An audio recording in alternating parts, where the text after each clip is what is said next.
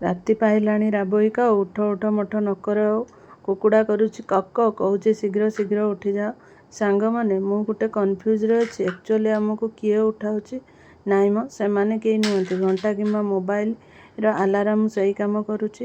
ଝାଡ଼ୁ ପୋଛା ଦେବା ଲଗାଇ କୌଣସି କାମକୁ କୁଣ୍ଠାବୋଧ କରିବା ନାହିଁ।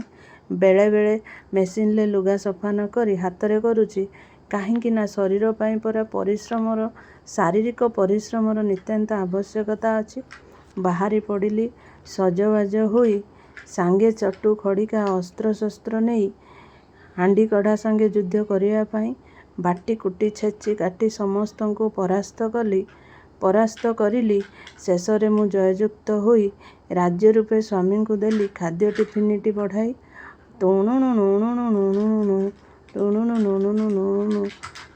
ବାହାରି ପଡ଼ିଲି ମୁଁ ସଜବାଜ ହୋଇ, ବାଟି କୁଟି ଛେଚି ସମସ୍ତଙ୍କୁ ପରାସ୍ତ ମୁଁ କଲି। ଶେଷରେ ମୁଁ ଖାଦ୍ୟ ଟିଫିନକୁ ସ୍ୱାମୀଙ୍କୁ ଦେଲି ବଢ଼ାଇ। ସ୍ୱାମୀ ବାହାରିଗଲେ ଅଫିସ।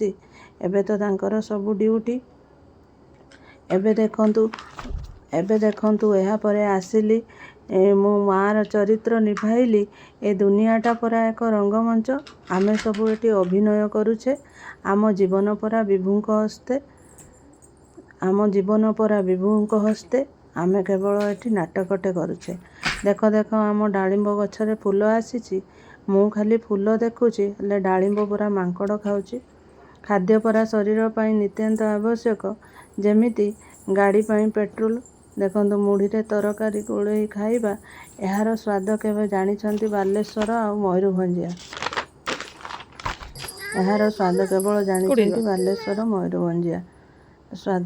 ଦେଖନ୍ତୁ ଏଠାରେ ତୃତୀୟ ବିଶ୍ୱଯୁଦ୍ଧ ହୋଇଛି, ତାପରେ ମୁଁ କିନ୍ତୁ ଶାନ୍ତି ଫେରାଇ ଆଣିଛି। ସନ୍ଧ୍ୟାବେଳେ ଛୁଆଙ୍କ ପାଇଁ ମ୍ୟାଗି ବନାଇଲି। ସାଙ୍ଗମାନେ ଆମ ସହିତ ବହୁତ ବଡ଼ ସ୍କାମ୍ ହେଉଛି। ସତରେ ମ୍ୟାଗି କ'ଣ 2 ମିନିଟରେ ବନିଯାଉଛି? ମୋତେ ତ 10ରୁ 20 ମିନିଟ ମ୍ୟାଗି ବନାଇବାକୁ ଲାଗିଯାଉଛି। ମ୍ୟାଗି ତ ସମସ୍ତଙ୍କୁ ଏବେ ଭଲ ଲାଗୁଛି। ଆବାଳ ବୃଦ୍ଧ ବନିତା ସମସ୍ତଙ୍କୁ ବାୟା କରୁଛି। ଏ ପିଲାଟି ଦେଖ ମ୍ୟାଗି ଖାଇବାକୁ କେମିତି ତରତର ହେଉଛି। ପିଲାଙ୍କ ପାଇଁ ତାଙ୍କ ଦାଦା ଆଣିଛନ୍ତି କେତେ ଉପହାର। ଏ ଉପହାର ନାଁରେ ସ୍ନେହ ଓ ମମତାର ବ୍ୟବହାର। ଆଜି ଥିଲା ବୁଧବାର, ତେଣୁ ଆମିଷଟେ ଥିଲା ଜରୁରୀ। ଆମିଷରେ ବନିଥିଲା ଆମର ଚିଙ୍ଗୁଡ଼ି ତରକାରୀ। ରାତିରେ ସମସ୍ତେ କଲୁ ପଂକ୍ତି ଭୋଜନ। ଏଇ ତ ଭଲ ପାଇବା ଆଉ ଜୀବନ।